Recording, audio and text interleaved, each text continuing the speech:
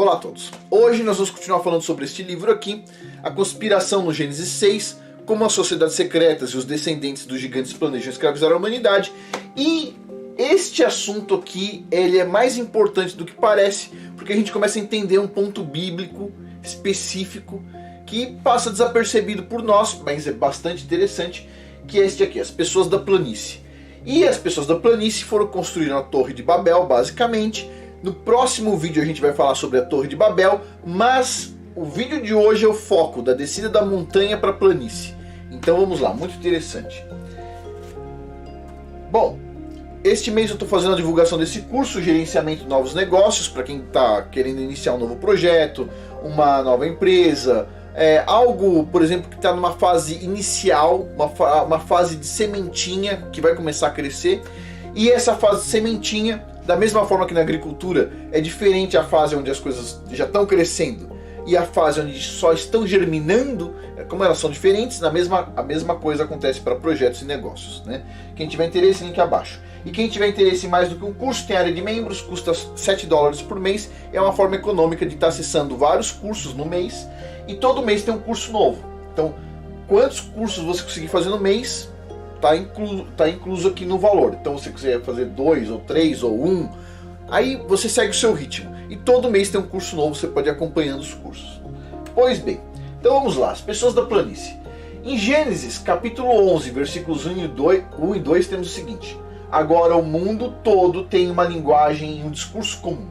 Assim que os homens se movimentaram para leste, eles encontraram a planície do Shinar e se assentaram lá. Ok, olha só que passagem interessante.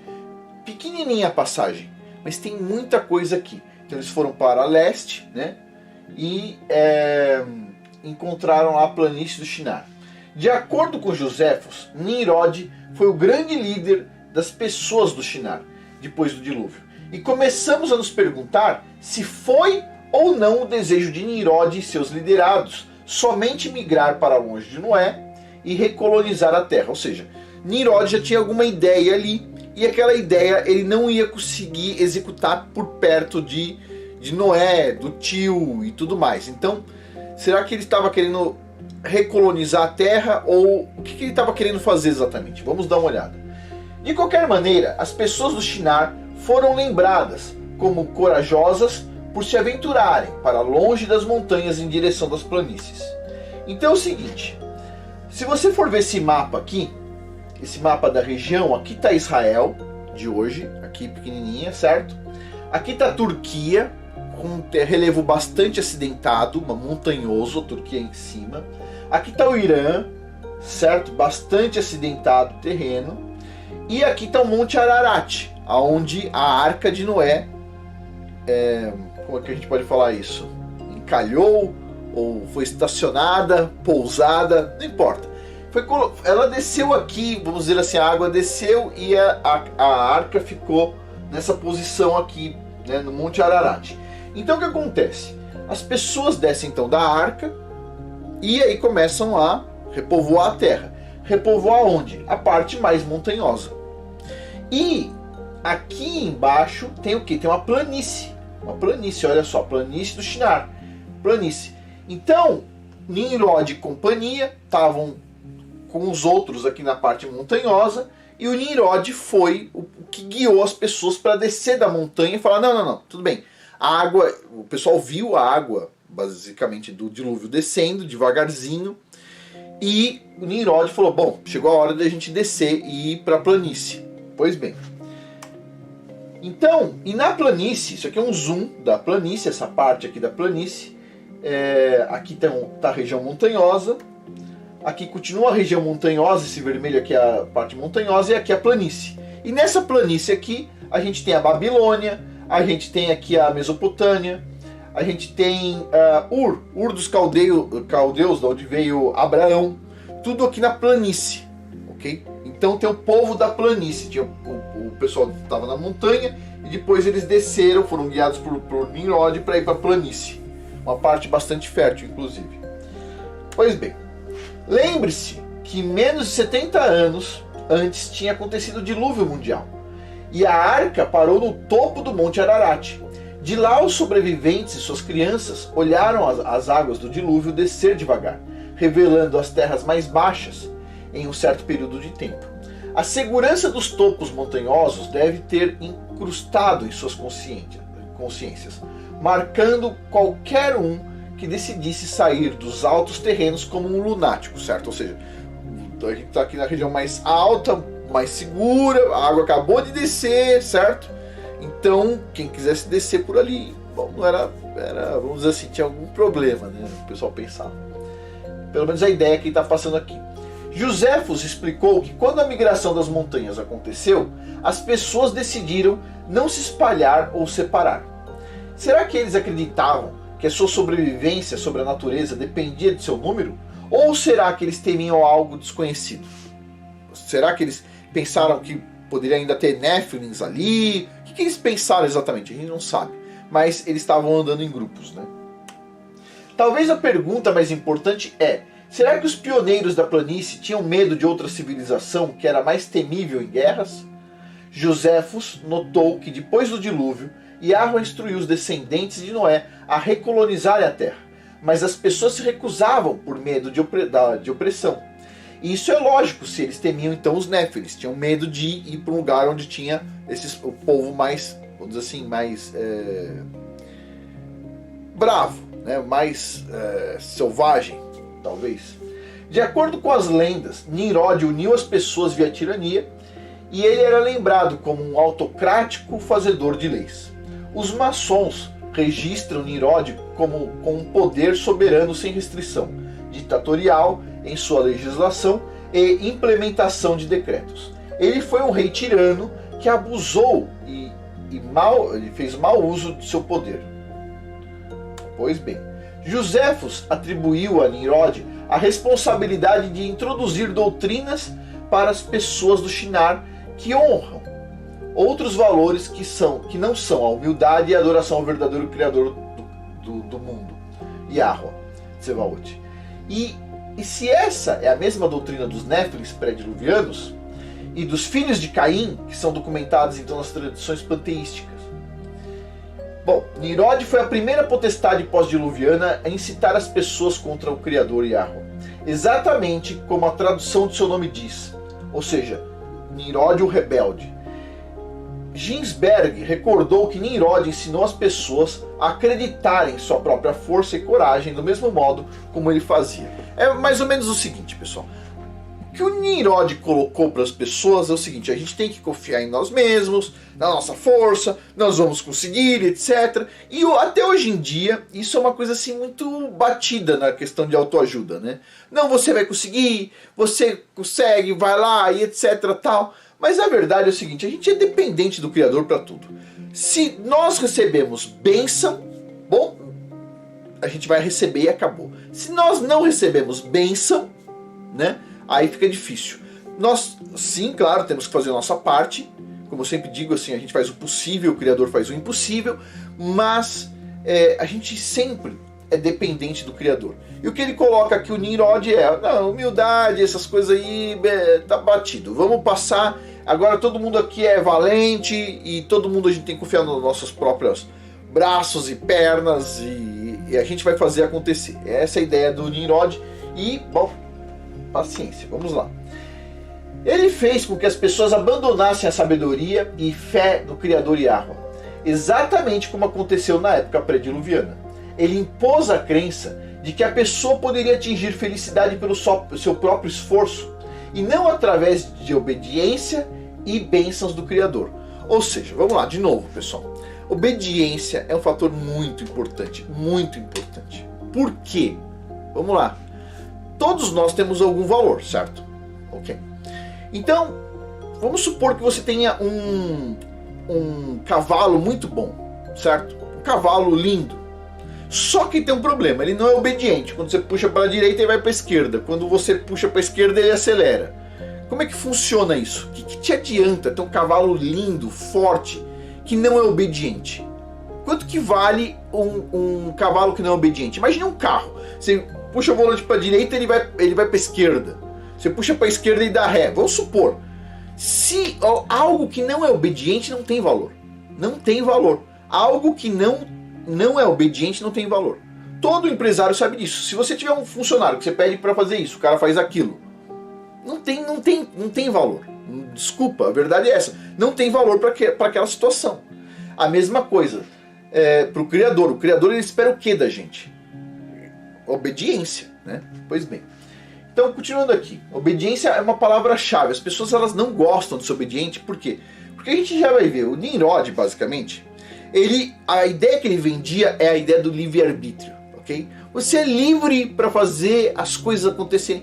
Vai lá que vai dar certo, etc. Tal. A gente pode, com nossas próprias mãos e braços, etc. e pernas, fazer acontecer, etc. Tal. Isso é o livre-arbítrio, que as pessoas gostam tanto. As pessoas amam o livre-arbítrio. As pessoas, elas pensam que assim, poder fazer qualquer coisa é livre-arbítrio. Como se isso tivesse algum valor. Certo? As pessoas, elas desejam fazer qualquer coisa, só para dizer que elas podem fazer qualquer coisa. Isso não é livre-arbítrio, ok? Isso é um tipo de escravidão da pior tipo de escravidão. Não leva a nada, não leva a lugar nenhum. Mas vamos continuar aqui. Então, ele tentou basicamente trocar isso, tirar o foco da obediência e de bênção e levar isso para o quê? Não, a gente consegue, o destino está na nossa mão, essa coisa toda. Bom, ou seja, a pessoa não precisaria do Criador Yahweh para ser feliz na visão dele. E o seu futuro e felicidade estaria ligado ao seu livre-arbítrio e seria independente de Yah segundo a crença de Nimrod. Ou seja, tudo depende da pessoa. As pessoas, elas até hoje acreditam nisso, mas vamos lá. Essa linha de pensamento que coloca o verdadeiro Criador Yahweh em um plano inferior de poder e autoridade, onde ele é considerado em meio de outros deuses, aí nesse caso entre aspas, alguns mais fortes que outros, alguns mais benevolentes do que outros, alguns mais sábios do que outros, é outra pedra fundamental de todas essas religiões panteísticas néflins, certo? O que devemos ter em mente é que Nimrod foi iludido pelas doutrinas dos anjos caídos, gênios, de demônios, néflins, que faz com que o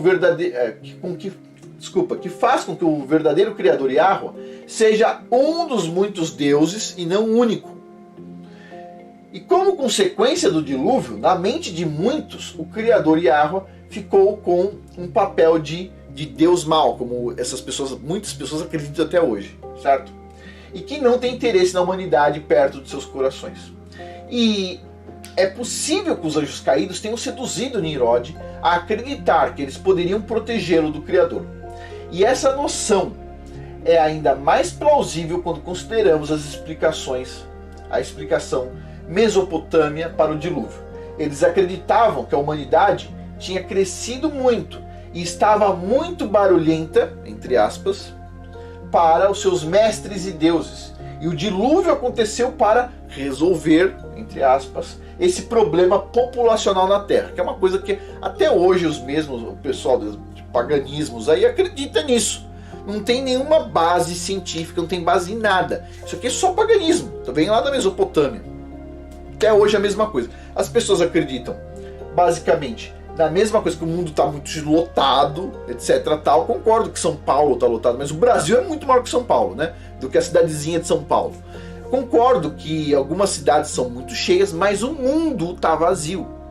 Eu já andei por muitos lugares, eu sempre falo a mesma coisa, está tudo vazio.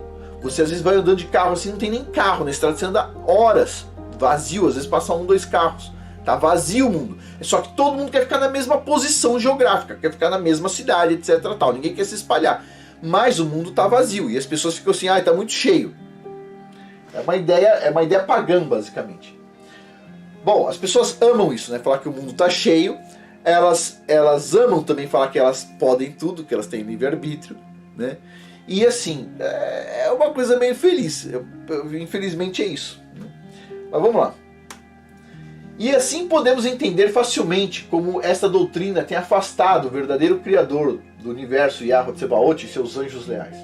E por outro lado, aproximado esses deuses, entre aspas, conspiradores intolerantes, descritos por Enoque, que cometem genocídio contra a raça humana. E essa doutrina é ensinada no gnosticismo, que diz que o Criador é impiedoso e escraviza a humanidade na ignorância e que trouxe o dilúvio contra a vontade do Deus bom, que para eles o Deus bom é o Enki, ou o Satã, ou o Prometeus. Esse é o bonzinho. Sei. Olha só. E se é este o caso, o que Nimrod fez tem bastante sentido lógico, e o resultado dessa maneira de pensar manifestada foi exposto na espúria glória da Torre de Babel, que a gente vai ver no próximo vídeo. Então vamos lá, vamos tentar entender. O Nimrod vê, aconteceu uma destruição, isso é negável, uma grande destruição. E ele vê o seguinte: por algum motivo, o autor ele tem esse entendimento de que ele foi iludido por algum anjo caído. E que o Nimrod, então, ele se tornou um rebelde. Ele se tornou um rebelde e quis fazer o quê? Criar essa nova população na planície e construir ali a Torre de Babel, entre outras coisas. Agora, faz sentido, se você for ver a ilusão que ele recebeu, faz algum sentido, né? Mas, simplesmente, adivinha quem está conversando com esses caras todos aí? Exato, o cara que enganou Adão e Eva. Pois bem, a gente finaliza aqui. No próximo episódio a gente vai falar sobre a Torre de Babel, que é um assunto interessante. E o que eu mais gostei dessa parte aqui foi esse entendimento, que para mim não passou nunca pela cabeça, do pessoal ter saído da parte mais alta e ido para a planície do Shinar, que é uma parte mais baixa, e que isso realmente deve ter sido um desafio enorme, e assim, deve ter sido uma coisa assim, bastante difícil naquele momento. Agora, é um assunto bastante interessante, eu gostei de saber disso aqui. Agora vamos lá, finalizando, pessoal, link abaixo quem tiver interesse no curso de gerenciamento de novos negócios. Não só, quando eu digo negócio, não só empresas, mas, por exemplo, novos projetos, novas ideias para gerar um recurso extra, etc. Tal. Um momento onde você está querendo começar algo e aí você tem que tentar entender o que é mais importante nesse momento, o que você vai pôr na balança. Né? Será que vale a pena contratar pessoa para ajudar? Será que vale a pena investir em comprar um maquinário logo de cara? Será que vale a pena alugar um escritório? Essas coisas. Então, assim, é uma coisa bastante difícil, essa parte embrionária de qualquer projeto ou negócio. É o que eu estou discutindo aqui nesse curso. Quem tiver interesse em mais do que este curso aqui, tem área de membros, link abaixo, $7. Bom, pessoal, a gente finaliza aqui. Muito obrigado a todos aí pela atenção. Até mais.